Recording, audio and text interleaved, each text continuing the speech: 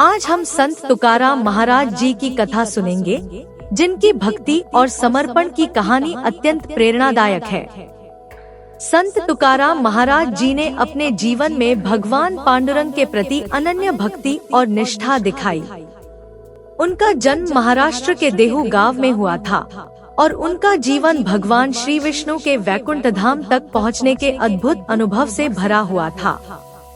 वे सदैव वैकुंठ गए, अर्थात अपने देह का त्याग किए बिना ही भगवान श्री विष्णु के दिव्य लोक में गए। संत तुकाराम महाराज जी के जीवन का एक महत्वपूर्ण पक्ष उनका सावकारी का व्यवसाय था। उस समय उनके गांव में अकाल पड़ा, जिससे लोगों की स्थिति अत्यंत दयनीय हो गई। तुकाराम महाराज ने इस स्थिति को देखकर निर्णय लिया कि वह अपने घर का सारा धन गांव के लोगों में बांट देंगे। उन्होंने कर्ज के बदले में लोगों की जमीन के कागजात अपने पास रखे हुए थे, जिन्हें उन्होंने इंद्रायणी नदी में बहा दिया। इससे लोग कर्ज से मुक्त हो गए और उनकी वित्तीय स्थिति सुधरी।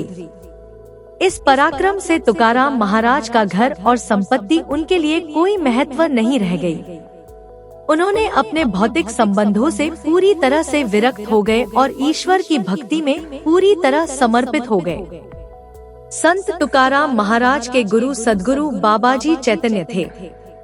एक दिन उन्होंने तुकाराम महाराज को स्वप्न में दर्शन देकर एक विशेष गुरु मंत्र प्रदान किया। इस मंत्र ने तुकाराम महाराज की भक्ति को और भी गहरा कर दिया। पांडुरंग के प्रति उनकी असीम भक्ति ने उन्हें पूर्णतः विट्ठल के चरणों में स्थिर कर दिया। मोक्ष की प्राप्ति की तीव्र इच्छा ने उन्हें देहू के पास एक पर्वत पर जाकर एकांत में ईश्वर का साक्षात्कार करने के लिए प्रेरित किया। वहां उन्होंने 15 दिनों तक अखंड नाम जप किया और एक दिव्य अनुभव प्राप्त किया। संत तुकाराम महाराज की भक्ति और साधना के परिणाम स्वरूप उन्हें भजन और अभंग की रचना करने की प्रेरणा मिली। उनका एक बाल मित्र था, जो उनके प्रवचनों और अभंगों को लिखकर संजोया करता था। तुकाराम महाराज ने अपने अभंगों के माध्यम से समाज को वेदों का अर्थ सरल भाषा में समझाया, जिससे वेदों की गहराई आम जन तक पहुंच सकी। लेकिन तुकाराम महाराज की बढ़ती प्रसिद्धि से कुछ लोग जलने लगे थे। वाघोली गांव में रामेश्वर भट्ट नामक एक व्यक्ति ने तुकाराम महाराज के अभंगों की गाथा को इंद्रायणी नदी में डुबो दिया, जिससे तुकाराम महाराज को बहुत दुख हुआ। इस कठिन स्थिति में तुकाराम महाराज ने भगवान विट्ठल को अपनी स्थिति बताई और कहा, यह प्रभु की इच्छा होगी। इस घटना के बाद 12 दिनों तक गाथा नदी के पानी में तैरती रही। 13वें दिन गाथा नदी के पानी से ऊपर आकर तैरने लगी। यह देखकर रामेश्वर शास्त्री को अपने कृत्य का पछतावा हुआ और वे तुकाराम महाराज के शिष्य बन गए। तुकाराम महाराज जी भगवान पांडुरंग के नामस्मरण में अखंड आनंद की स्थिति में रहते थे। उनके जीवन में किसी भी भौतिक वस्तु की कोई लालसा नहीं थी। वे केवल लोगों के कल्याण के लिए जीवित थे।